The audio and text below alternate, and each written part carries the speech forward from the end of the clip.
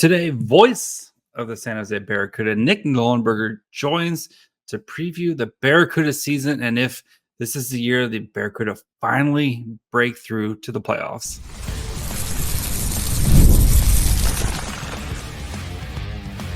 You're Locked On Sharks, your daily podcast on the San Jose Sharks, part of the Locked On Podcast Network, your team every day. Hello, welcome to Locked On Sharks, the premier hockey podcast covering your favorite team in the Bay Area. My name is JD Young, caretaker of the Reef, also the co-host of Western Conference Tuesdays on the Locked On NHL channel. I want to thank you for making Locked On Sharks your first listen, proudly part of the Locked On Network. We cover your team every day. And if you want to be an everydayer, all you have to do is just follow wherever you get podcasts, or you can watch on YouTube as well. And Nick Nollenberger, the voice of the San Jose Barracuda, joins the show as we preview the Barracuda this season. And if this is the season they can finally break through, we look at expectations on the team, some of the new faces, some of the old new faces, and kind of get some predictions for the team as well. So before we do all that, do want to let you guys know that today's episode is brought to you by Gametime. Download the Gametime app, create an account, and use code LOCKEDONNHL for $20 off your first purchase. And now we bring in the voice, hardest working guy in the AHL, Nick Nollenberger. How's it going, buddy? I'm doing great. We were just talking off air how excited we are about a new hockey season. You always can kind of smell it in the air. Football camp starts a little bit earlier. That kind of gets you ready for football, and then hockey right behind it. But yeah, there's a lot to be excited about for the Sharks this year, as we all know. And it was a very busy offseason. And from a Barracuda perspective, the Sharks are going to be improved. There's no question. But I think for the Barracuda, There's expectations this year to be improved as well.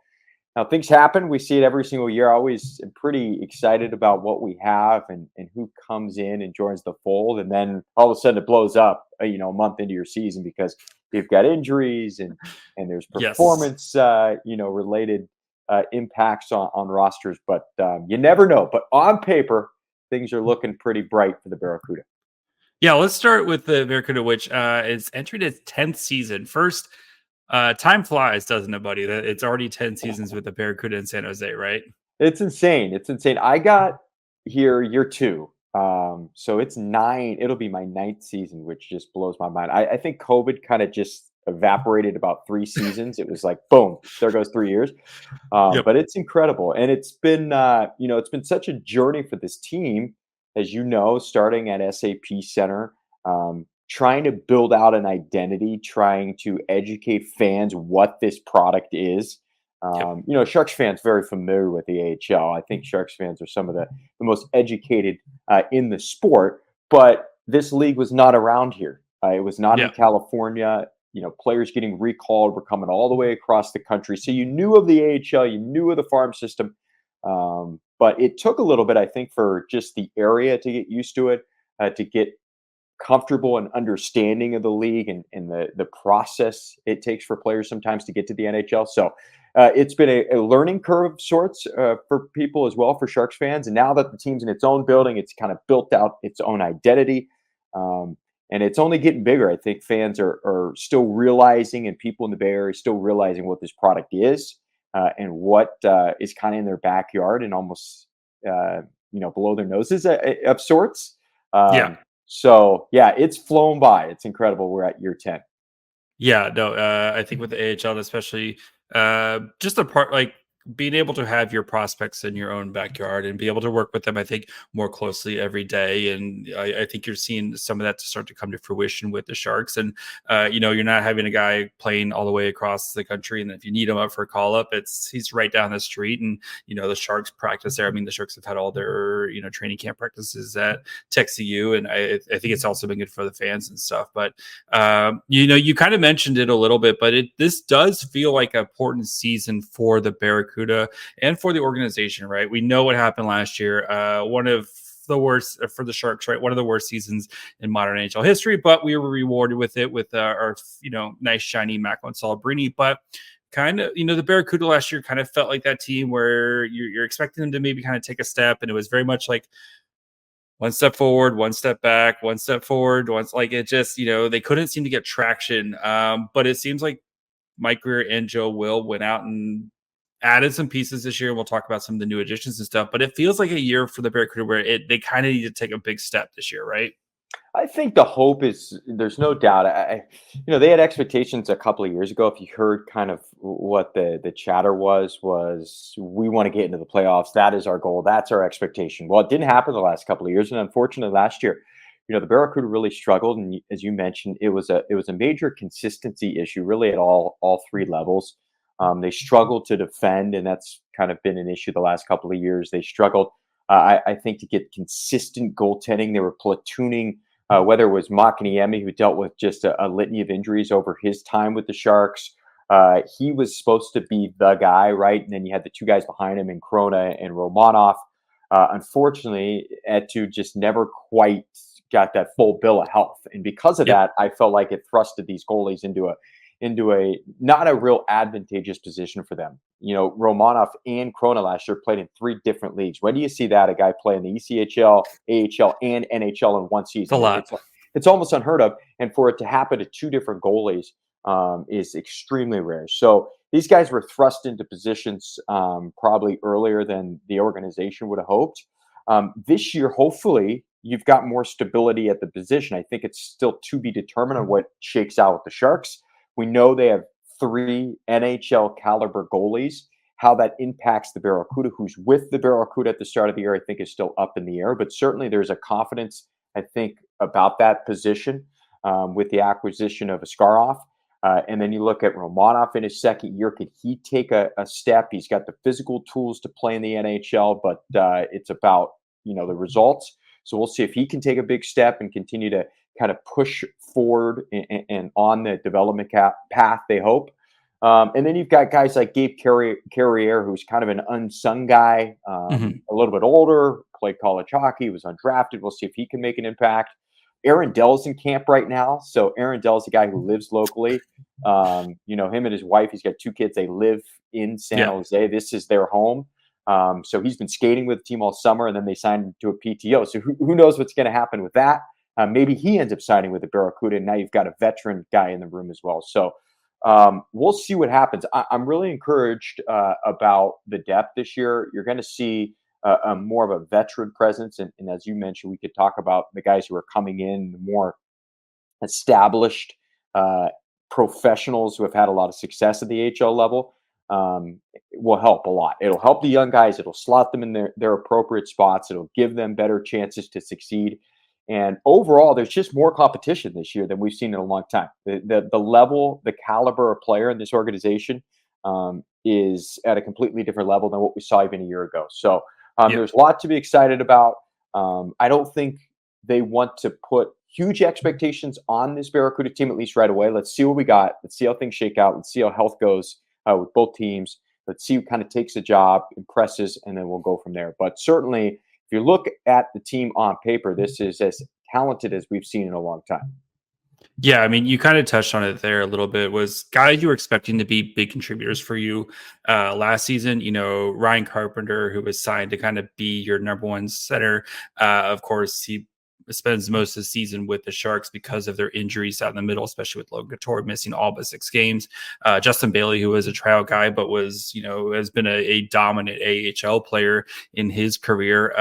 He plays majority of the season with the Sharks. Like, those are 2 kind of top 6 guys that you lose. And it feels like this season they've got way more. There's just way more cushion, I think, between guys who are on the Sharks, kind of this bubble AHL, NHL type of guys, and then AHL guys. It feels like there's more guys there. And I think that should help this Barracuda team, where you're not, again, like you mentioned, having young guys maybe thrust into roles that they're not quite ready for, just because they really don't have anybody else. So let's talk about some of these new guys that the Barracuda did add. You have Andrew Poturalski, Jimmy Schuldt, Lucas Carlsson, who I know is dealing with an injury right now, but should be ready for training camp, and Colin White. So if you're not familiar with AHL, like, these are big pieces that the Barracuda just added here. Poturalski, who's been to the finals like 1,000 times in a row. Dude's an absolute winner, one of the best like AHL centers. These are huge moves that Barracuda would have made this summer, right? All right, guys, before we continue with Nick, we discussed some of the new additions, both in veterans and young players. Just need to take a quick break. If you want to go catch a Sharks game or go catch an NFL game or whatever sporting event, concert you want to go, you need to check out Gametime. Gametime has a new feature called Gametime Picks that makes getting tickets for your favorite live events easier. Gametime Picks filters out the fluff to show you only incredible deals on great seats so you don't have to waste time searching through thousands of tickets. They have curated deals that make it easier to find the best price on great seats. You can also, of course, see your seats before you buy. Nothing worse than getting to an event and realizing my seats stink. With their app, you can check out, look around, see like this is the seat I want. This is my seat, and they've got you covered with the lowest price guarantee, event cancellation protection. 2 taps, you get tickets straight to your phone. So take the guesswork out of buying tickets to Game Time. Download the Game Time app, create an account, and use code LOCKEDONNHL for $20 off your first purchase. Terms apply. Again, create an account and redeem code LOCKEDONNHL, LOCKEDON, NHL for $20 off. Download Game Time today. What time is it? Game time. Hey, NFL fans, if you want to start the season with a big return on FanDuel, America's #1 sportsbook. So when you get a hunch in the middle of a game, you can check out the latest stats, view live play-by-play, and so much more on the same page as you place your bets. And if you're like me right now and having to watch the Dolphins, take the under on the Dolphins at least until Tua comes back. So you'll get started with a $200 bet and bonus bets guaranteed when you place your first $5 bet. That's FanDuel.com. Yeah, big time, no question. To win in the AHL, we've seen it with Coachella Valley the last couple of years since they came into the league. They invested a lot of money, didn't have a ton of prospects. No surprise with Seattle. Yep. So they went and got veteran players, and they have to pay, right? And nowadays, a veteran in the American Hockey League makes a pretty good living. Now, they're not making quite the salary that a full-time NHLer is making, but they're still making pretty good money, and you've got to pay that money. That's just kind of how it goes nowadays. So the Sharks went out and they invested in these guys that we're going to call quote-unquote fringe guys who have spent a majority of their careers in the American Hockey League. It starts with Poturalski. He's considered arguably one of the best center icemen in the entire league. He's highly productive throughout his career. His best season of his career came a couple of years ago in Chicago. Had over 101 points, led the AHL in scoring, and that was under Ryan Warsofsky, Sharks head coach. So there's that connection. Jimmy Schuldt played a little bit in Chicago as well. I'm not sure if he played under Warsofsky. Their paths may have crossed, but this is a guy who's considered as one of the best shutdown defensemen in the American Hockey League. You mentioned Lucas Carlsson. He's considered one of the best offensive defensemen in the American Hockey League. So not only did they go and get productive veterans who are going to help out in the room, but these are guys who are proven to be successful at this level. They're still looking for jobs at the NHL level. That's one thing that Joe Will mentioned when he made these signings. He said, we're looking for guys who understand their role when they're in the AHL. They understand what their biggest responsibility is beyond being productive, and that's to help these young guys out. They still want guys, though, who are itching to get to the NHL. They don't want guys to lose that competitive fire to get to the NHL. So there's a blend. And Poturalski fits that bill. He hasn't played much in the NHL during his career. He's been dominant at the AHL level. And this is certainly a opportunity in San Jose to try to get more games than he's gotten in his career. But if he's in the AHL, he's going to probably wear the C. We'll see. We haven't heard that officially. He's worn the C before in his career. He's been around for a long time, highly productive. You mentioned it feels like he's been to the final for the last decade. He's actually been to the finals in the AHL 4 straight years in which they've held it. So you've got to mix COVID in when they didn't have a couple of them. But that's incredible. He's a 2-time champion. So you think about the experience he's going to bring to the team. Not only do they bring a player in of that ilk, but they also kind of take him away from one of your rivals. I mean, that always kind of feels good, too. You take him out of Coachella Valley, and Jimmy Schuldt, the same thing, played in Coachella Valley the last couple of years. So he's been to back-to-back finals. Lucas Carlsson, we saw in Charlotte last year. Again, very dynamic, had a hat trick against the Barracuda. And then you mentioned Colin White. Colin White, interesting story, former first-round draft pick. 2 years ago, he was with Florida and was a big piece of that run all the way to the Stanley Cup final. He played over 20 games in the playoffs with Florida as they lost eventually to Vegas. Last year, split time between Pittsburgh and Montreal in the NHL, and then spent some time in Wilkes-Barre Scranton in the AHL. He's on an AHL deal for at least the time being. He is expected to be in the American Hockey League. So you think about it, you've got Poturalski as your number one center, Colin White maybe as your number two center, and then Filip Bystedt, a former first-round draft pick who played really well in a small sample size, is your third-line center. That's a very good spot for a young player to try to get his feet wet in North America without thrusting him into a top two-line role. He'll probably get power play time. He'll get lots of opportunities from that standpoint. But I think they've got guys slotted in the appropriate positions, at least for a young player like Bystedt. So, you look at the depth, you look at the prospects coming in. The organization's certainly deeper than it's been in a long, long time from a prospect standpoint. And then they add to it with these veteran players as well. On paper, it's a really good blend, and hopefully that equals success. So you mentioned some young guys, including Filip Bystedt. And I think for Bystedt, he's in a good spot where, if he's a third line center, and I think Colin White's a veteran enough where, if Bystedt kind of surpasses him and maybe takes that second line center by maybe midway season, if he continues to play the way he did, it feels like, Bystedt can kind of work his way up there, which is, again, what you want to see. You also have Luca Cagnoni, who's expected to make it. It looks like if he continues the way he plays, he's probably going to be with the Barracuda this season. Kasper Halton, and we don't know, could be with the Barracuda, could go back to London. Jake Furlong, who I know is coming off an injury. And then, of course, you mentioned Askarov as well. What are some of your expectations for some of these guys? I mean, we know Askarov is going to, if he's on the Barracuda, he's going to be the guy. He's considered one of, if not the best goalie prospects in the world. But what about some of these other guys like a Cagnoni and a Furlong, who are going to be kind of navigating that first season in pro hockey? But also there's a lot of guys in front of them too, right? Yeah, no question. Cagnoni, he's not the biggest of guys, as you're very well aware. I know you're one of his biggest proponents. The Cagnoni hive activating right now, baby. No, he was really impressive during the 3 games during the NHL rookie showcase down in LA. Now, it's against your peers, so you've got to take it with a grain of salt, but he just looked a little thicker to me. He looked more confident than what we even saw during development camp and during that scrimmage. He's never going to be the biggest of guys, but you can't really teach his offensive instincts either. I mean, he put together a historic season last year in the WHL. He has the ability to play, I think, in the NHL in the future. Now, a lot of things have to break his way with his size. He's going to learn he's going to have to learn how to really defend, and that's going to probably be more so using positioning and having a good stick and really using his hockey smarts to get him by from a defensive standpoint.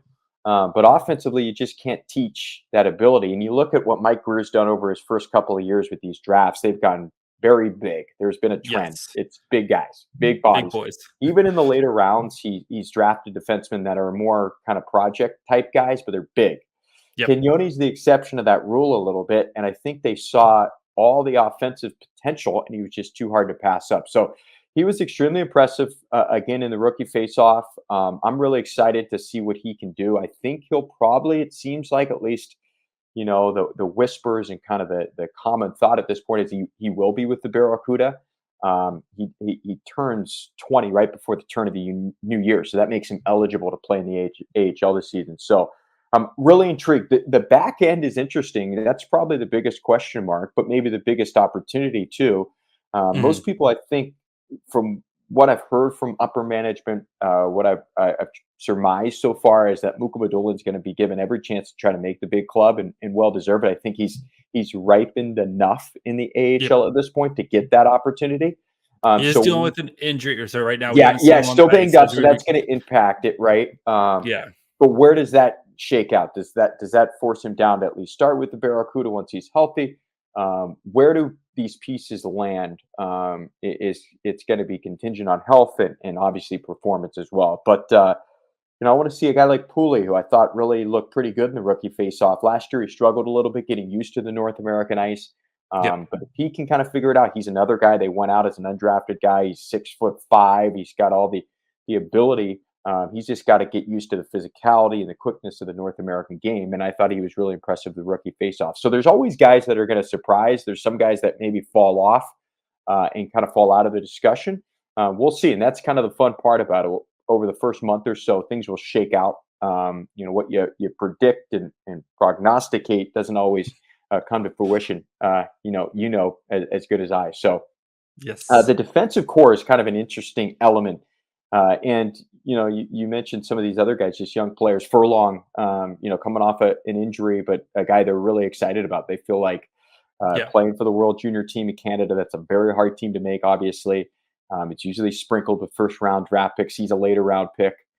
Surprised a lot of people. So I think he'll be in the mix to be a guy who plays a lot this year for the Barracuda. Health obviously is a big importance to that.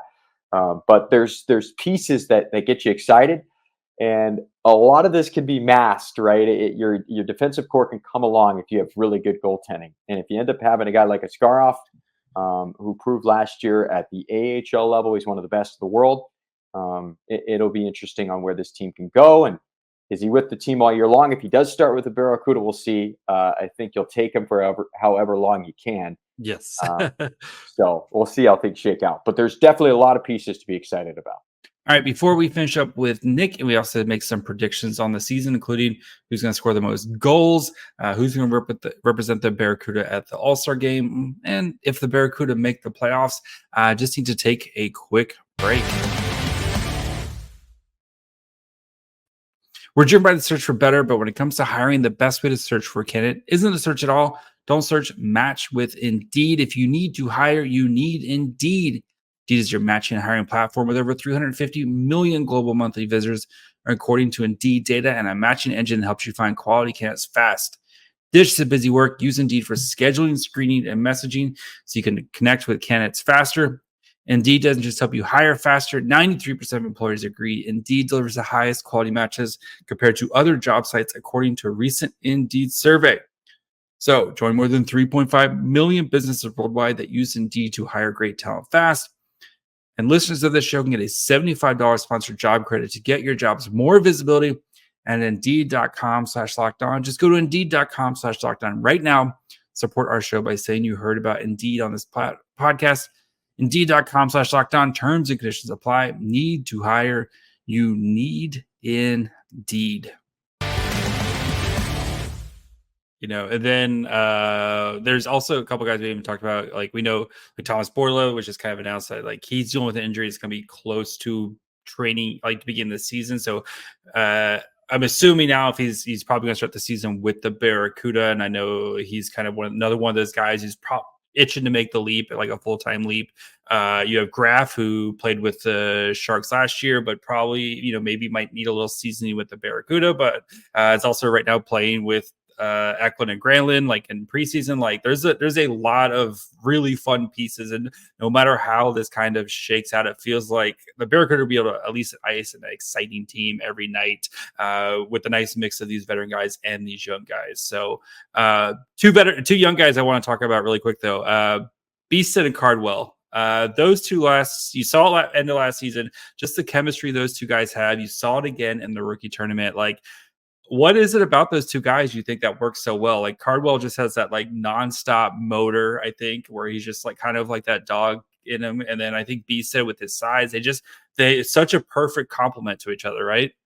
Yeah, I mean, it's funny how guys who don't play together pretty much all year long are able to just step out there and have that instant success and that chemistry. But, Cardwell is a guy who came in last year and opened a lot of eyes. Yes. I think the expectation for him was overage guy, spent an extra year in the OHL, had a lot of success, was highly productive. But there's lots of players who have success and put up a lot of points in major juniors. So what is he going to be? And he came in last year and he led the team in scoring, was the team's rookie of the year, had the most goals for a rookie in franchise history. Was just a very productive, hardworking player. And I think he, again, opened a lot of eyes. And that's probably going to be his entire career. He's probably going to be, looked past a lot of the time because he wasn't a high round draft pick, isn't an overly big guy. But he's got tree trunks like Willie Mecklin when it comes to his legs. If you look at his lower half, he's not the tallest of guys, but he's built really sturdy. And I think if he gets to the NHL, he'll be able to handle it because of that. But he's a guy, again, who opened a ton of eyes, is right in the mix to push for NHL games this year. I don't know if you would have said that when we were in training camp last year, just because of where he was drafted and what you kind of thought might be the development curve for him. And then Bystedt's a guy who, again, you think there's going to be a big adjustment with the smaller ice. And, he had 3 points in his first pro game. It's a small sample size, so I don't think folks should get ahead of themselves too much. But I think what it showed you is that, and this is why the Sharks liked him where they did in the first round, late in the first round, is his size and his skating ability and the way he thinks the game.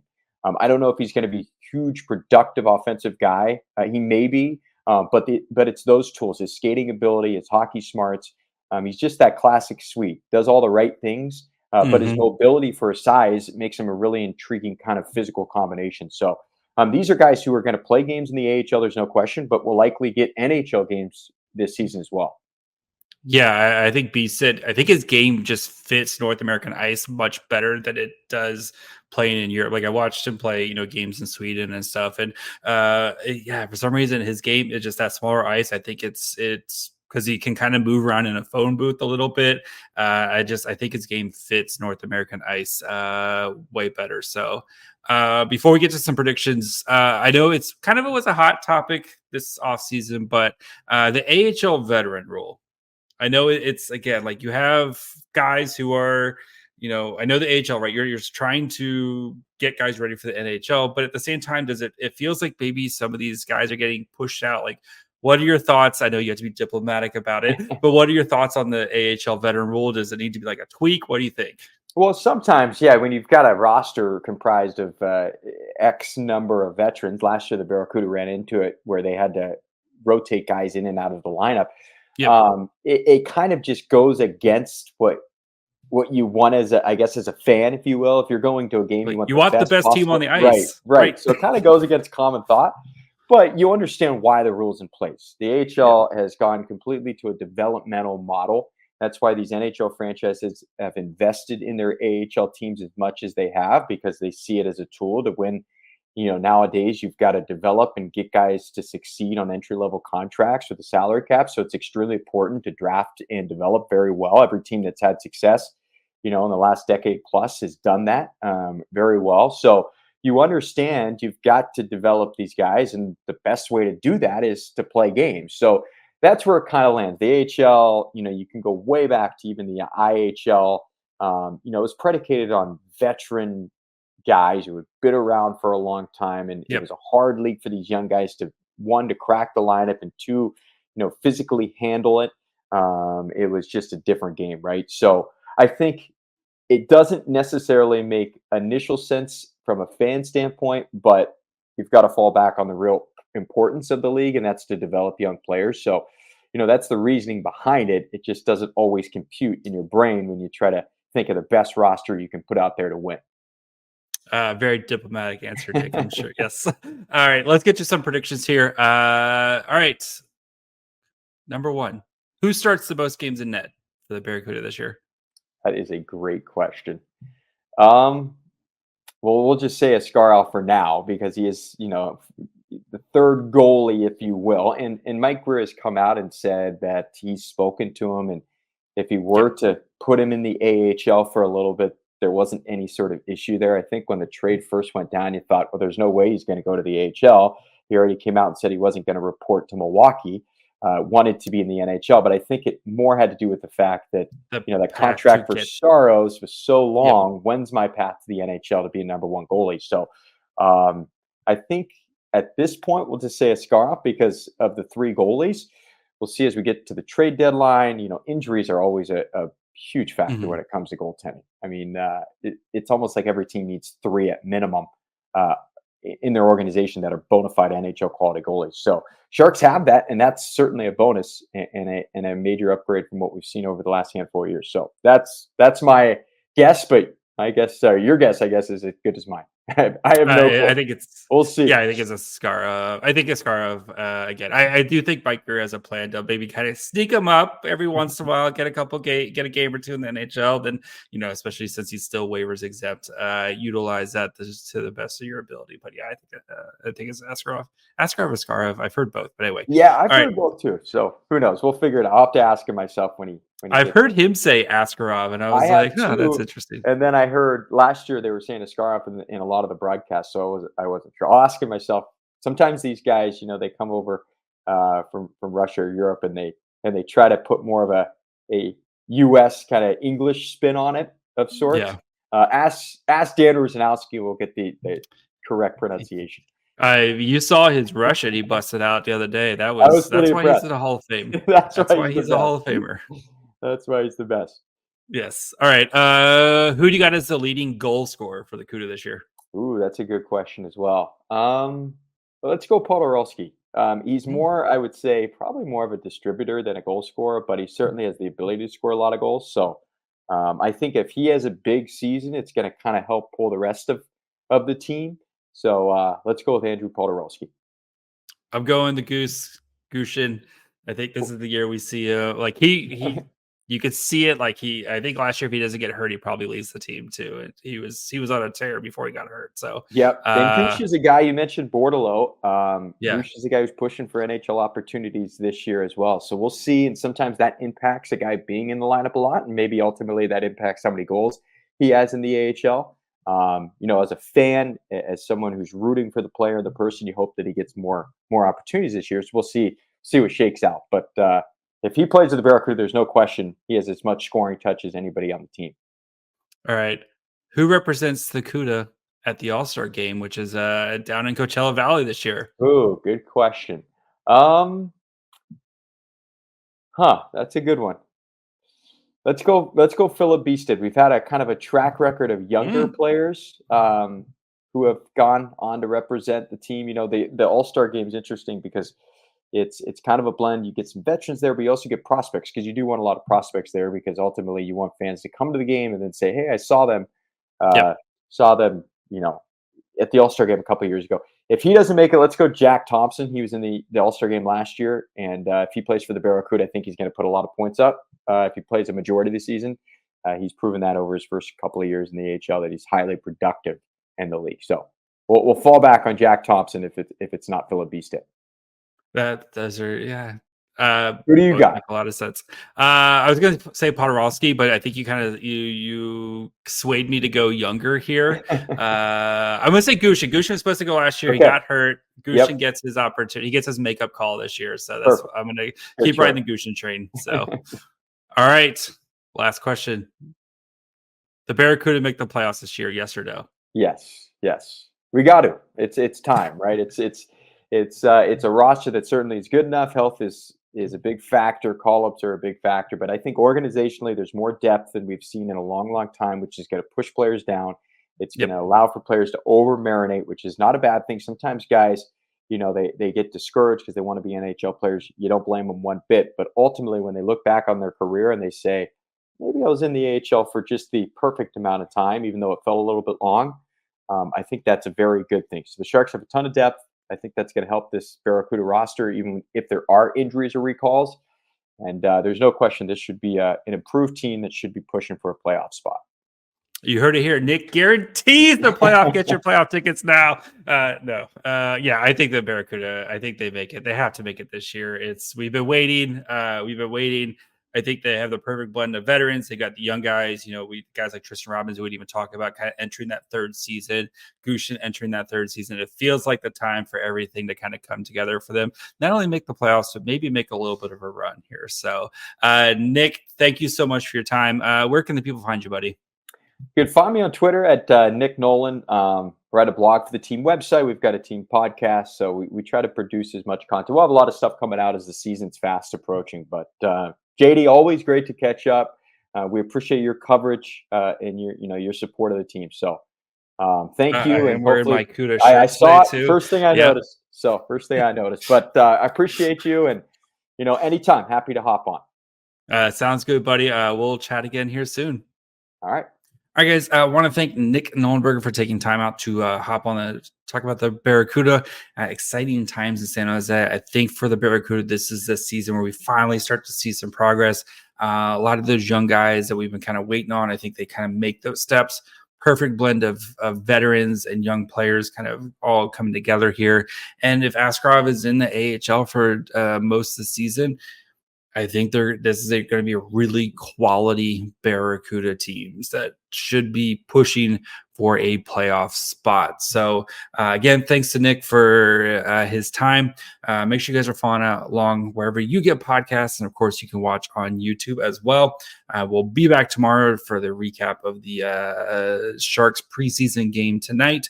When you guys are done checking out this show, make sure you guys go check out one of the other great shows here at the Locked On NHL.